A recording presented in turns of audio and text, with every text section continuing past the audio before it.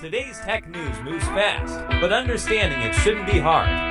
That's why Snarful Solutions Group brings you Connecting the Dots, where we break down what's happening in tech and why it matters to you.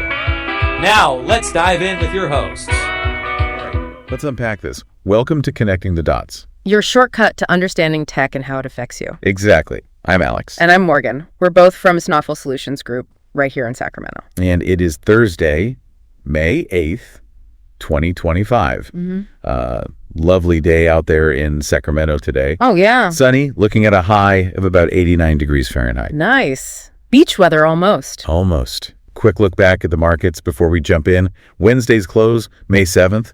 Dow Jones at 411, 113.97. Okay. S&P 500 finished at 50631.28. So pretty solid. Holding steady, seems like. Yeah. But today we're doing a deep dive into three pretty significant tech stories making headlines. And we're going to try and connect those dots, see what they mean for, your daily life. That's the mission. Let's get started. All right. First up, let's talk OpenAI. Big leadership news there. Ah, yes. Fidji Simo, the CEO of Instacart. She's joining OpenAI. That's right. As CEO of applications. Seems like a, pretty major hire. It really does. I mean, she's already on their board, so she knows the company. Right. For familiar territory. But this new role puts her in charge of business and operations, sales, marketing, finance, basically how their research actually gets out into the world. Yeah, making it real. And Sam Altman, he's still CEO of OpenAI overall, right? Overseeing research, compute, applications. Correct. Simo reports directly to him. He said, applications brings together existing business and operational teams, and Fidji is uniquely qualified to lead this group. So it sounds like they're bolstering the sort of the business side, the scaling part. Precisely. They need someone to handle the traditional company functions, get things running smoothly as they grow. OpenAI has been incredible at the research, the cutting edge stuff. The what if. Yeah, exactly. Now it seems like they're really focusing on the how do we make this work for everyone? Bloomberg reported that the COO, CFO, CTO, they'll all report to her.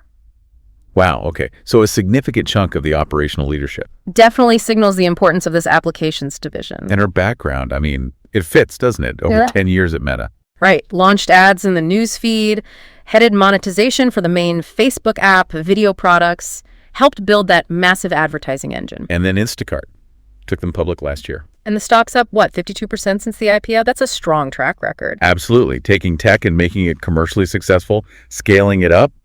She's staying on his chair at Instacart, too, apparently. Interesting. So she's clearly got that experience. Her quote was interesting, too, about joining at a critical moment and shaping applications toward the public good. So what does this mean for you, the user? Could we see maybe changes in how OpenAI products are offered? Pricing, subscription models? Well, it's certainly possible, isn't it? Her background is heavy on monetization, user growth, engagement. Like at Meta. Exactly. It might signal OpenAI moving perhaps more aggressively into getting their tools into everyday workflows, businesses, homes, which, requires smart business strategies. Okay. Let's switch gears now. From AI leadership to the courtroom. Apple and the Google antitrust trial. That's the one.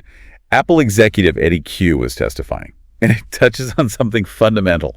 How we all find information online. Yeah, this is fascinating. He was talking about those huge payments Google makes to Apple. The default search deal. How much was it again? Reportedly around $20 billion a year. Wow. $20 billion just to be the default on Safari. It's a massive amount.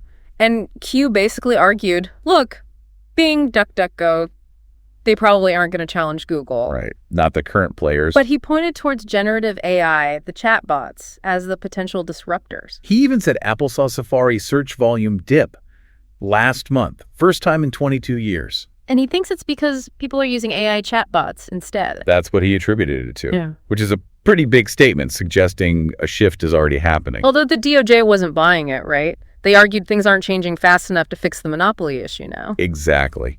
And Q's worry seemed to be that any fix aimed at Google might end up hurting Apple because of that huge payment dependency. Understandable concern from their perspective. He basically said, even without the deal, Google is still the best option they have right now for default search.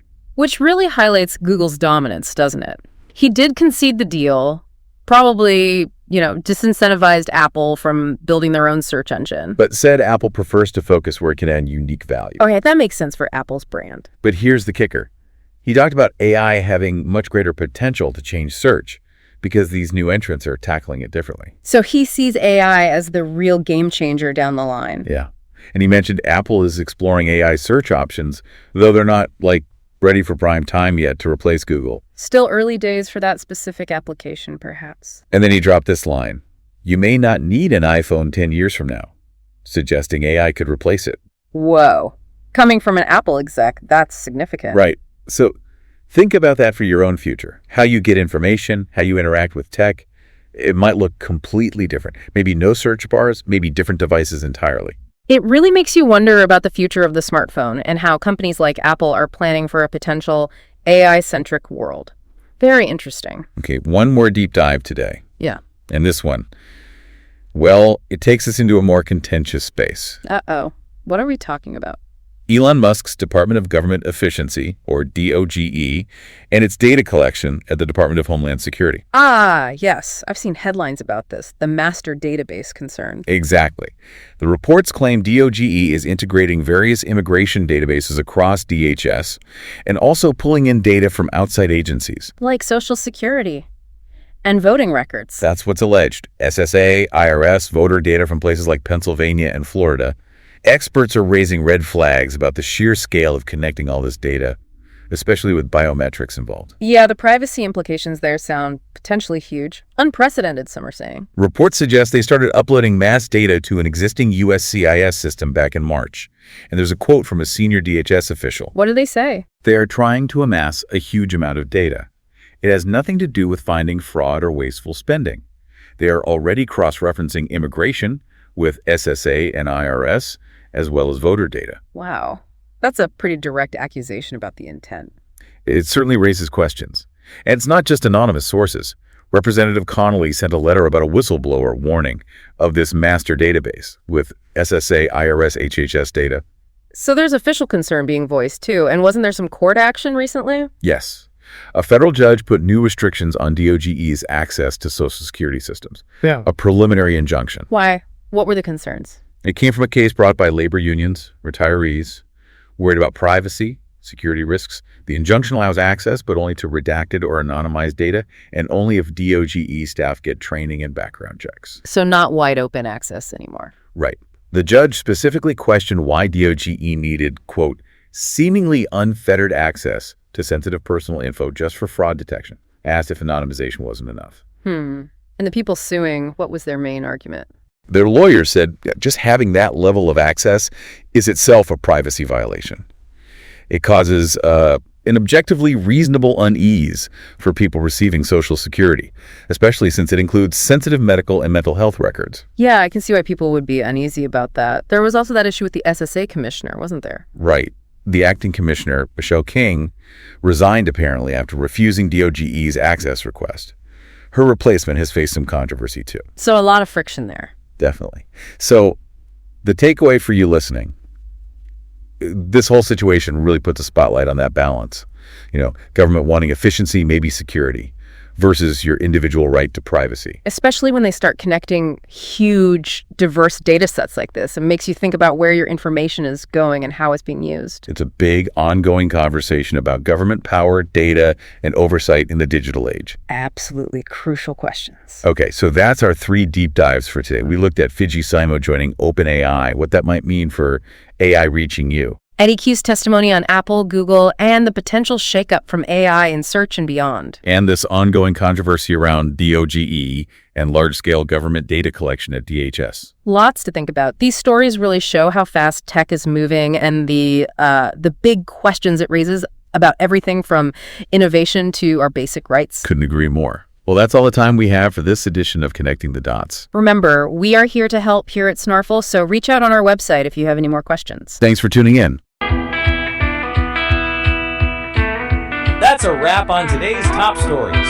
Remember, tech doesn't have to be complicated, and we're here to help connect the dots. If you've got questions or want to learn more, visit us at snarful.com. Thanks for listening, and we'll catch you next time.